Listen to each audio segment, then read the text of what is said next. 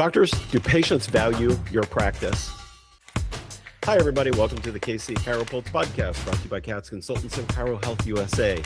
We are your hosts. This is Dr. Troy Fox, and I'm Dr. Michael Perusich. Welcome to the show today, Troy. How are you? I am fantastic. Good. Do patients value your practice? They do, but I think it's in a different way than a lot of us as chiropractors see it. And I think this goes back to a business sense, but also goes back to our intuitive nature. And I think we have a problem where people see, and think about it this way. I'm going to give you an example. So we're on Amazon and you and I are shopping for an item for our office, or we're shopping for an item for cats. Right. And we see three items. One is $23, one is $57, and one is $13.99 with a 20% discount coupon. Ooh. Which one do you think that you would think provided value for the dollar amount? Would it be probably the middle or the high one, right? Those are the two that you go, oh, those are probably pretty decent products. How about the $13.99 one that's discounted 20%? Are you a little concerned that maybe it's shoddy quality? Maybe there's something wrong with it. Maybe it's substandard. The manufacturer can't wait to get them all off their shelves. Right. Yeah, so they do a fire sale. Yeah, cheap doesn't always equate to quality.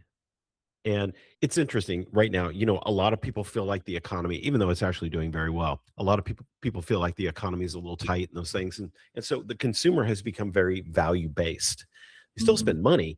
I mean, first quarter of this year, there was record retail spending, and yet everybody thinks the economy is tight. So people are buying things, but they're buying things that have quality to them, not just cheap. And unfortunately, we've had a rash of attempts to be cheap in the chiropractic profession in the last few years. And I won't name any names, and it doesn't really matter, but what we have to remember is that patients value care, and when they find value in your care, they will come and partake in your care. If they find your care to be cheap, they will get the least amount out of it, even though your pricing might be low. This is why low pricing doesn't work. They'll choose to not use it as often, and it's very counterintuitive. We think, oh, I can attract the patient in the door by being cheap, and then my treatment plans are cheaper than anybody's because my pricing is so low, and we think that's going to increase utilization, and it just doesn't. No, what we typically see is that the patient comes in and assesses the value. And if you have a really low price for care and you also have a great value for care, yes, they're going to follow through with care and they're going to do well with it because it's the value, not the pricing. Now, if you price people out of the market, absolutely, that's a problem. But if you're in range, but you're not trying to be the lowest on your block or in your town or wherever you're at, and you price accordingly, but you offer a good value for that service, that's where the patient walks through the door. And I'm going to proffer that there are several things that they look at. First, and I always like to use these three when they walk in the front door: sight, smell, sound. Yep. What do they see when they walk in the door? That's the first impression they get of your office. The second impression is going to be that staff member that's up at the front that is welcoming that patient.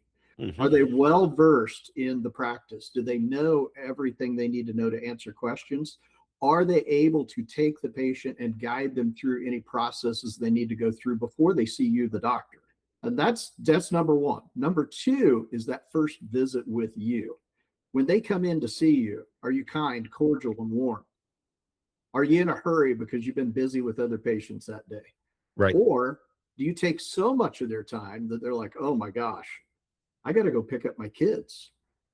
And so it's a matter of being expeditious with the patient, but also listening to what the patient has to say, not cutting the patient off, hearing their story. But also, I think it's important, if there's an intake in the practice, you've read that intake and you mention a couple of items that are maybe somewhat obscure on the intake, so they know you read the intake. Hey, I've read your intake. I saw blah, blah, blah, and blah, blah, blah. Tell me a little bit more about that. and get the patient engaged at that point. And I know our biggest fear is the patient will start talking and never stop. But if we allow the patient to express their concerns, because that's why they're there, right? Yep. You think they're there for an adjustment. That is part of it. But what they want to know is, do you understand their problem? Long before they're going to ask, how long is it going to take and what's it going to cost, right? Yep. And that's really how it works. That's how it works. That's exactly right. We need to take a quick word from our sponsors, but we're talking about whether or not your practice is value-based and if you're value-centric with patients, because that's what they're looking for today. So we'll be right back.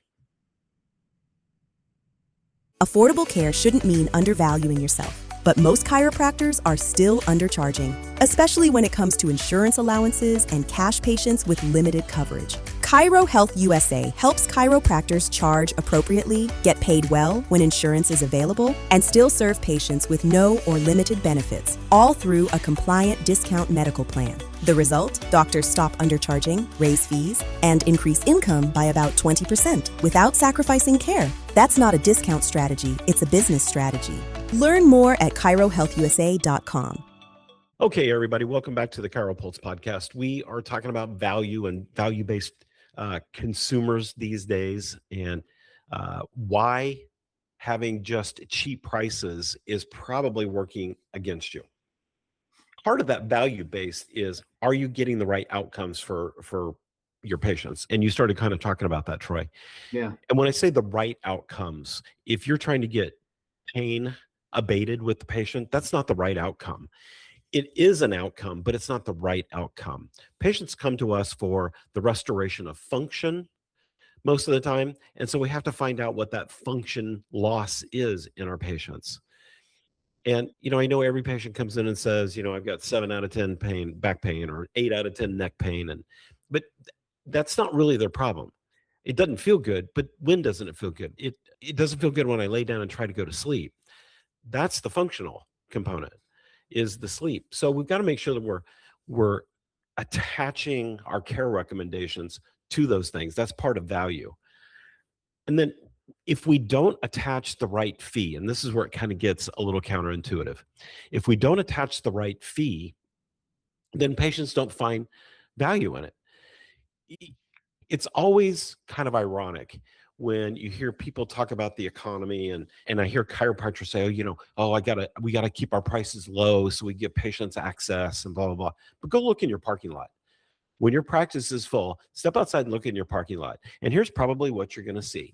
If you're in a rural community, you're gonna see some Denali trucks, some high-end Ram pickup trucks, and those aren't cheap. Those aren't cheap. If you're in the city, you're gonna see Lexus, Mercedes, BMW, Lincoln. Those aren't cheap. You're not seeing people drive around cheap cars, because we all know cheap cars probably come with big mechanic bills, and they come with low status. And we're all kind of status driven. So chiropractic, unfortunately, has fallen off this cliff, it seems like, of everybody racing to the bottom. And we see this all the time in their statistics. A lot of practices have no profitability on them. And so we've got to raise the bar on chiropractic care. Since the pandemic, everybody's looking for what we do. Why are we trying to drive low pricing? It just makes no sense. And I'm going to throw you a little nugget too. Even if your pricing is correct, the reason that a lot of patients don't see value in what you do is because your first visit is fantastic. You do this phenomenal exam. You're talking to them. You're really engaging with them. You've got 15 minutes with them, 30 minutes with them, however long that exam takes. If you're adjusting them on that day, you're also giving them an adjustment. They're getting a lot of care and they're loving it. But there's no preemptive status at that point for that patient that's never been to a chiropractor before, that, hey, the next visit looks a little different. The next visit, we've already done the exam. We've already determined the course of care that we need to do. Now we just need to apply that care. That's not going to take as long. So your visit with me will be shorter. You're still going to get all the cool bells and whistles that you got this time, the adjustment. Maybe you're going to get some stim or some cold laser or some decompression or whatever. Short conversation with that, because a lot of times what we see is that second or third visit, the patient feels unimportant now. They walked in on day 2 assuming they were going to do what they did on day 1. And it didn't happen. and they were in and out the door in 3 minutes, and they didn't say anything because they didn't know what to say. But they're Right. like, did something go wrong here? Why? And then on the third visit, it happens again. And now all of a sudden the patient's questioning what they're doing. They're looking around going, okay, he's treating everybody else this way too. Like I was in the hot seat to go in the room, or I was in the waiting room waiting, and that next patient came out fairly quickly, but I don't understand it. So wouldn't it be simple to create value with preemptive statements? Sure. You've always got to stay ahead of the patient. Absolutely. And we see this trend with with driving prices down, and we think we're creating more access, more accessibility for the patient. We're making it more cost effective for them. Mhm. But like your initial example in the pricing of the 3 different products, the one with the discount coupon on it doesn't have a lot of value in people's minds. They know it saves them money, but here's Mhm. the trap we get into as chiropractors. We as a profession try to drive our practices by the number of new patients we see. And Mhm. how long is a new patient a new patient? 1 day. 1 day. 1 day is the only amount of time they are ever a new patient in your practice. Man, I thought that was a trick question, so I wasn't even going to answer it. It kind of sounds like one. But on day two, they're not a new patient anymore. They're an Mm-mm. established patient. Yeah. So if we are constantly focused on that 1 day is going to be the magic bean for the practice, like everybody thinks the new patient is the magic bean, but that patient is only a new patient for 1 day. So if we bring them in on a low price, have we set the stage that we have to keep pricing low then going forward? And if it starts to change or starts to get confusing, what happens to that new patient that then became an established patient? Now they're a dropout patient Mm-hmm. and they're a gone patient. And so that kind of practice with low pricing has a tendency to trip over itself, because if we bring them in on that low price and then on day 2 we start the actual treatment plan and there's an adjustment and a couple of therapies, for example, now it's going to be more expensive probably than day 1. And so here's Mm-hmm. where the confusion starts to come in. So we've got to be careful about our pricing structure and our practices, because it speaks to the value of what you do if you let it. If people are too focused on the price, then that overshadows your outcomes and all those things. And you know, there was a big discount airline that just went under. Mm-hmm. They had to close the doors to this airline because they couldn't keep up on costs, and because consumers weren't finding good value, even though they were cheaper. Even when the airline industry consumer couldn't find value in their product, they stopped using it. So low price doesn't mean a bigger practice. Low price doesn't mean more profit. Low price just might be a danger step to declining your practice. Perceived value is much more important than price. Yep. And we see that in some practices. You see some practices are just thriving, and it's like, why are they thriving? And sometimes it's the type of services that they provide. And, you know, I'm going to pose a question that I got asked this weekend, and I thought it was really interesting. This goes back to the value equation. What do medical doctors do? You tell me, what do medical doctors do? They do metal doctory stuff. Okay, so they diagnose, right? Yeah. And then what do they prescribe after that? Medication or a shot, or they're Mhm. going to refer you out to another provider, right? Okay. And Or a conduit. we rail on that sometimes as chiropractors. Oh my gosh, look at them. That's all they do is give drugs and surgeries, right? Let me ask you this question. What do you do as a chiropractor? All of that Is without drugs and surgery. your practice only the adjustment, though? Is it just next all day long? Or are you looking for an opportunity to get those patients well? Are you looking for an opportunity to change their life? And so my challenge to you would be, don't just be an adjuster, be a natural health doctor, be what we are as chiropractors, because that's what we learn to be in school, right? We learn to be more than just an adjuster. We're chiropractors. And Yeah. so I look at that from a value standpoint. And that's why I think sometimes some of the practices that we see that are low cost, single service practices struggle a little bit, because we don't see a perceived value in it. I'm like, well, I can go in and get my back popped, right? Because that's what patients will say. I can go get my back cracked down there and he's pretty cheap. But there's really not a perceived value in health and wellness. It's not like they're looking at any other product at that point. So I see a more complete product being more of who we are as chiropractors as well. And I think that's a great point. I think that's a great point. And if your patients are telling you they just popped in to get a good cracking, they're not getting it. They don't get the big picture. Patients should never say they're going to the chiropractor just to get cracked. Mm-hmm. Patients should be saying, I'm going to the chiropractor to keep up with my wellness care. And that's the long-term aspect of chiropractic care. And there's huge value to that. And so you don't win the game by being the cheapest on the street. You win the game by becoming the trusted doctor. Because without trust, you can't build value, number one. And without trust, you don't create those long-term patients in your practice. And you're absolutely right, Troy. What we do as chiropractors goes way beyond an adjustment. That is one piece of the puzzle. And if you don't have the authority to tell the patient what they need and do it with a smile and have the patient listen to you, that's where you get back to the patient that just comes in for a good old cracking, right? Yep. Because they're not really seeing you as the doctor that can help. They're not seeing you as the person that when they sprain their ankle, they call you first. They're just seeing you as the back guy or the back gal. Yeah. Yeah. And I think that's where a lot of our value issue lies as well. I think if you are not an authority, if you're not respected for what you do, and we struggle enough with that in chiropractic as it is. And I'm not saying it's our fault, because I really don't think it is. I think there are a lot of forces behind the scene that don't help us a whole lot with that. Mm-hmm. But we really have to work hard to become the respected authority as chiropractors. We do. And we've got to stop putting ourselves out there as just the place where you go and get a quick and cheap adjustment. There's way more to practice. There's way more to becoming value-based.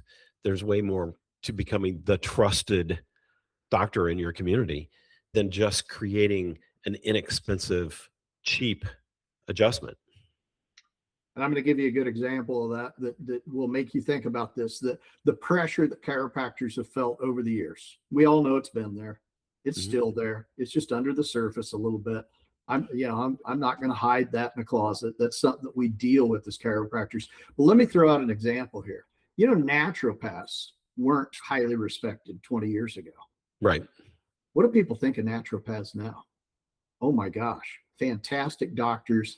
I want to go to that person. I know it's expensive, but they have something really cool to offer. That's what we hear from that side of things. Mm-hmm. Now, here's the thing.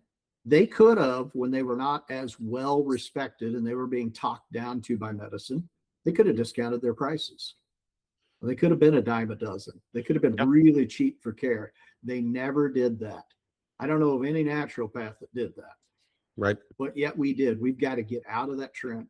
I look at it and I'm like, I'm not sure how we get out of this barrel, but I think we need to get out of this barrel to create value for our services. It's not just us that's devaluing our own practice. The profession is not helping itself. Yeah, we have to value what we do. And I hate to say that, boys and girls, but it's so true. And if you guys sit back and if you're not angry with me for saying it, and you actually listen to what we said and you ponder it for a little while, you're going to realize it's a profession-wide problem. It's not a your practice problem only. Right. But you may be a part of it. Yeah, and we have to remember too, just lowering prices, while that may improve upfront accessibility, it's not the new patient that builds our practice. It's the retained patient that builds our practice. And when the further we get away from that patient being the new patient, the further we get away from that, the higher the risk of losing them.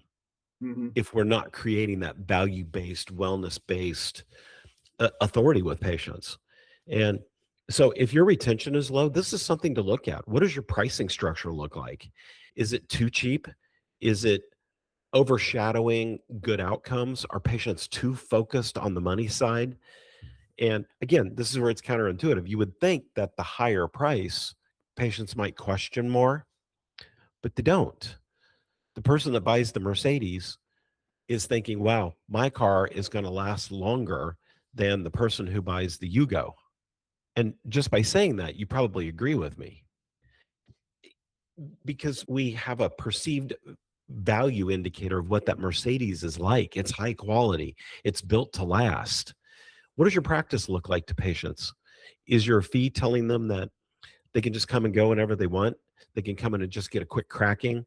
They can leave anytime they want? Or does it say, I'm proud to be a patient at this practice because I trust my doctor and I find value in what they do, and the outcomes overshadow the price? And you said the key word, doctor, because, and I'm going to throw this out here. Yep. I want you to get a piece of paper out today, and I want you to write, what are the benefits of an adjustment? Does it have value? Because if we devalue it, what is our patient going to say? If it's just a good old cracking and that's all it is, does it have no effect on immunity? Does it have no effect on the nervous system? Can you affect headaches? Can you affect gastrointestinal problems, bowel problems? Write down what the adjustment does. Yeah. And then value it accordingly. So when you look at it, you value that adjustment, no matter what value you place on it. But if you look at it, and I'm going to give the cheap example here, and I'm going to say, all right, I value my adjustment at $10, but I really believe in that $10 adjustment, and it's powerful. You're going to get more follow through and more buy-in because you're bought in. Now, am I saying the adjustment's only worth $10? No, I was just using that as an example. But if I buy in at $48 and I say that adjustment is worth $48 every day, all day long, and there's no doubt about it, and that's for a 1 to 2 region, folks. Yep. So if I buy into that and I realize the value of that adjustment, and I'm not afraid to talk to patients about that, again, if my value of the adjustment is high, you're going to improve the value of your patients as well. So it's got to come from you, doctors. It starts with you. That's the epicenter. Exactly. All right, everybody. Creating a value-based practice. This is important. Being cheap is not a business model. So be careful how you structure your fees, but more importantly, be careful how you present value in your practice. We're going to close out here with a quick word from our sponsors, but I just want to thank everybody for attending the ChiroPulse podcast. We're growing by leaps and bounds, and it's because you guys out there are tuning in every week. So make sure you like and subscribe and share this with everybody in the profession. We're here to help you build profitable, ethical practices. We're here to help you work smarter, not harder in your practice, and to really enjoy being a chiropractor and having a lifestyle that goes along with that. If we can help you out, go to katzconsultants.com and check out what we do and tune in with us anytime. So from all of us here at Katz Consultants, I want to thank Chiro Health USA for being one of our sponsors. We'll see you guys next time. We'll see you all later.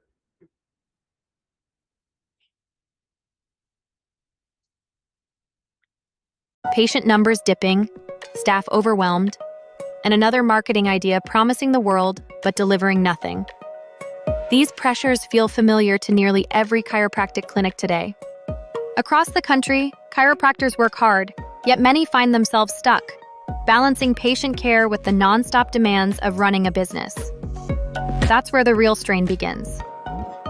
Most clinics face the same set of hurdles: inconsistent new patient flow, operational bottlenecks, and the constant challenge of staying visible in an overcrowded digital space. National reports show that over 60% of clinics struggle with scheduling efficiency alone, and even more lack a clear marketing strategy that reliably converts. But the good news? These challenges aren't roadblocks, they're signals. With the right procedures, smarter outreach, and guidance built specifically for chiropractic practices, clinics can turn daily stress into sustainable growth. Stronger clinics start with smarter strategies. Grow your practice with confidence. Book your strategy session with Katz Consultants.